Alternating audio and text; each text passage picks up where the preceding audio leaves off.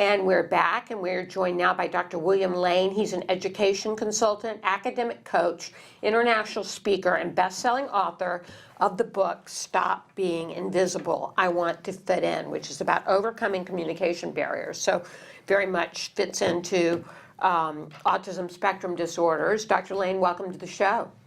Thank you very much. Nice to be here. Thanks. Good to have you. We're thrilled to have you. And we understand from having your book that that this is inspired because of the fact that you did not consider yourself to be a good communicator. Tell us a little bit about that.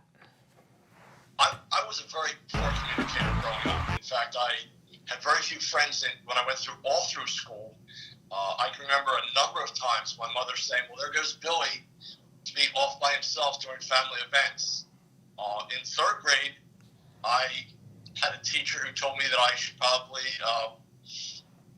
that my cousin was smarter than me and I should not be in the same class with her. My ninth grade counselor told me that I should probably get a job as an auto mechanic because I didn't speak to people very well. So I should stay away from interacting with people in society. And then something happened that sort of woke you up to this whole idea and set you on a certain path. Tell us what happened. About 3 years ago, I was in the kitchen and I was told that nobody in the family really wanted to talk to me anymore because I was labeled as the weatherman. Huh. To me, a good listener was somebody who did nothing but listen. I believe that you should listen 99% of the time and let the other person speak all the time. And the only question I would ask to most people was, how's the weather there? And nobody in the family wanted to talk to me if I was not going to communicate with them. And if I couldn't carry on my half of the conversation, they just were not bothering to call me. And I noticed that I wasn't getting a lot of invites from the family to events and those kind of things. And that was my wake-up call. I'm like, as a former teacher, as a school administrator, and then a university professor, I was teaching people how to do this all the time. I was, teaching prospective teachers how to work with students with special needs. I was doing it in my classroom, but I wasn't practicing any communication skills that I was teaching everybody else. So I just decided that, I need to put all that I know into a book to help other people so that, they don't feel disconnected from their family, from their friends, and, their coworkers or from society. How did you decide? How did you make the change to become a good communicator? I guess it was small steps at a time. I just kind of would reach out, do little things. First I, would ask people open-ended questions. And, I would hold doors for people at a restaurant or going into a supermarket and just say hello to people and just started that way. And, it was a lot of rejection. A lot of people would kind of look at you like, why are you talking to me?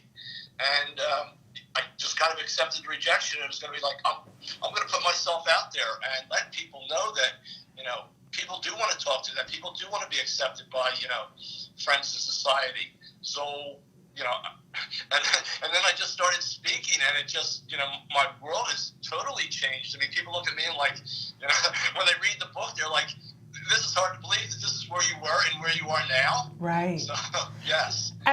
And Dr. Lane, a lot of people in the autism community are talking about your book and how it can be a tool to use, especially for those individuals who are high functioning, but don't have the communication piece in terms of all the social communication. Talk to us a little bit about why, because the case has to be made sometimes for why communication is a good thing and being a good communicator can add to your life. Talk a little bit about some of the byproducts that come in your life, the positive things, when you can be a good communicator. Well, there was a study in 2016 that was done by the National Colleges and the Workforce that said that 85% of your success in life is dependent on your ability to communicate. So for me, and I think for a lot of other people, the ability to communicate makes going to work, going to family events more meaningful, more enjoyable, because a lot of people just go to work, do their job, and then go home.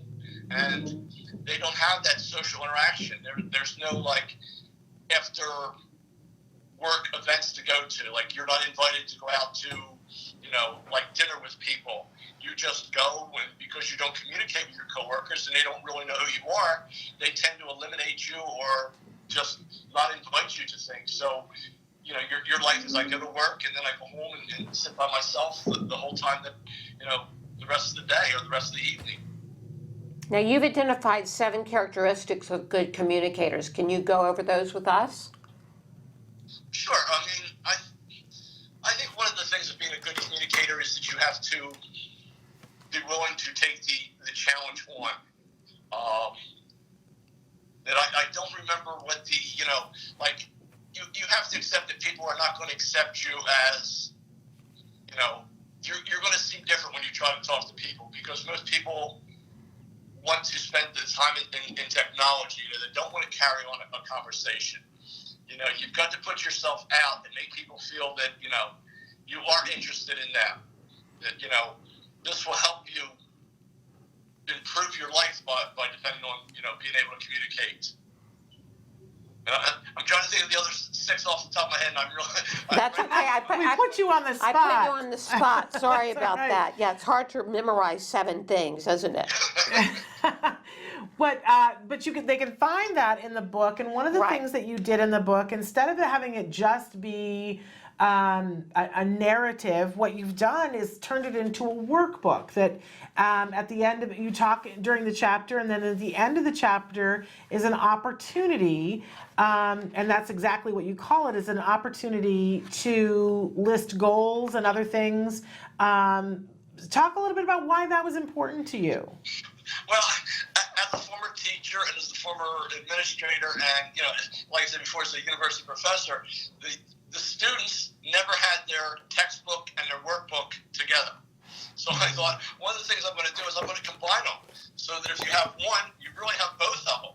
And so when I wrote Stop Being Invisible, Overcoming Communication Barriers, it was like, okay, I'm going to make each chapter very short, and you guys will be able to attest to this, that each chapter is no more than 2 or 3 pages long. I mean, I think my longest chapter is like 4 pages. And then at the end of each chapter, it's called an opportunity section. What did I learn? How can I use it? And then you come back and reflect. Okay, did it work for me? What would I need to change to make it work better for me? Or what notes can I practice when I move on to the next chapter? So it's a really easy read, and I think it's, because it's broken up that way, it's something that you don't get lost in. I mean, when I read novels, they'll bring in a character, and I'm like, where's that character from? And you almost have to go back and reread 30 pages to find out where that person came from. In this, it's like each chapter is an individual idea. And one of the things that I thought was great in the book, you right in the very beginning of the book, you take a little bit of time to talk about when people are communicating on social media. Because I feel like this is a class that all of us need to take, right? Yeah.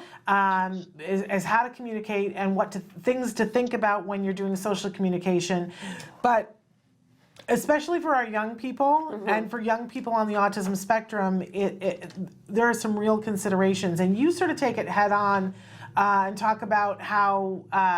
Even if something is true, that you might want to consider whether or not to post it. Why did you feel like that was an important thing to include in the beginning, Dr. Lane? Because I think a lot of young people don't have a sense of identity.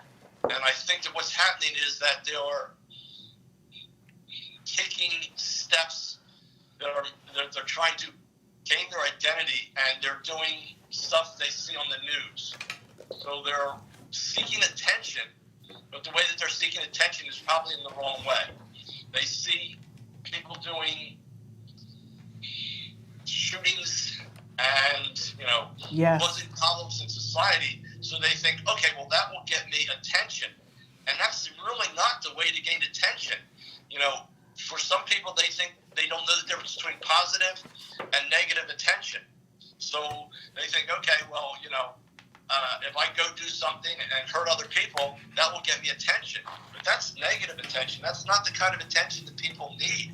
They want the positive attention where they're recognized for doing something well, for being able to carry on conversations, to be a family member, to be a contributing member to society. And that's why I thought that was very important that I put that in the front of the book. Yeah, absolutely. And again, I just say too that I really appreciated and enjoyed that you included a section on nonverbal communication.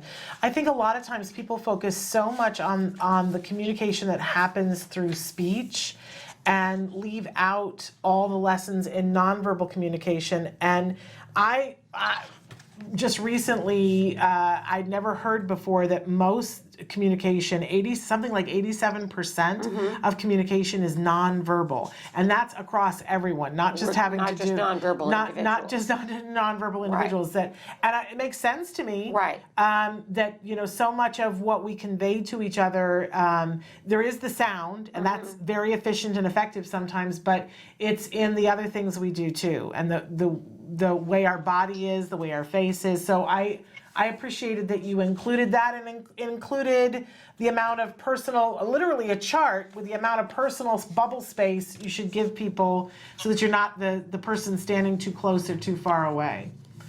Right. So, that is something I use in my presentations. I call it the hula hoop.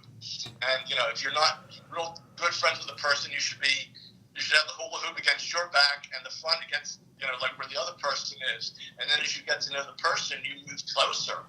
And so that kind of involves what the personal space is, because people don't always understand what personal space is, and especially students, on the spectrum, that's something that they don't understand. So having that visual concept, I think, really helps them. And going back to your other point, I think that, in my book, it's like 93% is, something I had read, that, your words only are like 7% of what you say. right. It's your tone of voice, or the body language that you use. So, if you're talking to somebody and they've got their arms crossed and they're leaning back in their chair, you're showing them almost what I would call disrespect. If I was up as a professor talking and I had a student who was sitting in the back of the room, on their phone, kicked back, had their feet up on the desk, and then they came to me and said, can you help me because I didn't understand what you'd say? It would be hard for me to, I would, but it would be difficult because that person was showing me no respect when I was teaching. Right. So, it's like, what message are you sending to the people that you're talking to?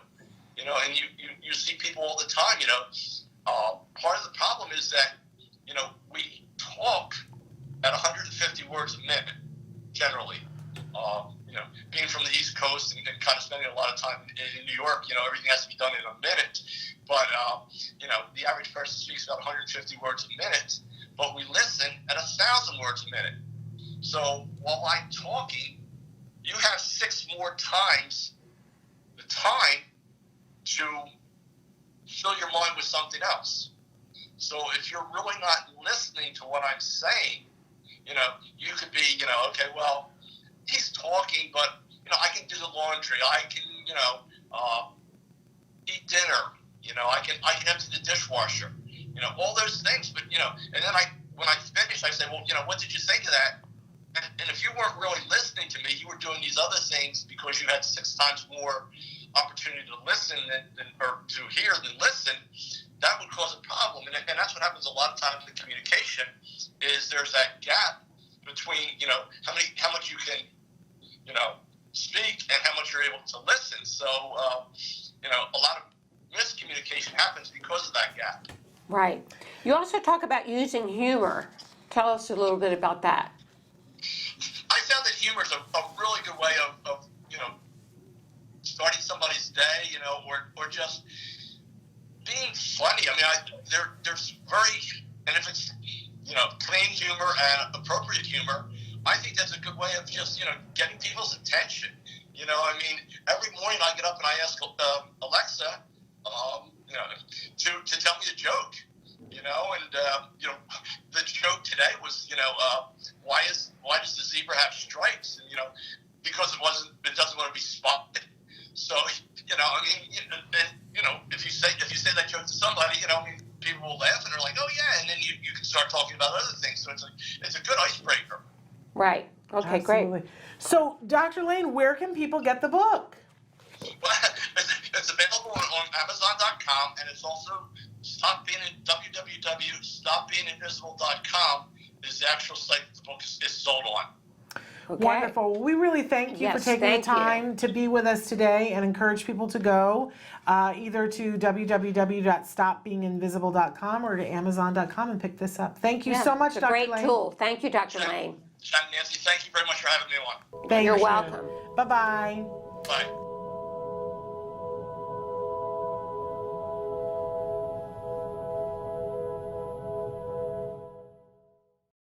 Hey, thanks for watching Autism Live. To subscribe, click here. And if you'd like to check out some more of our videos, click here.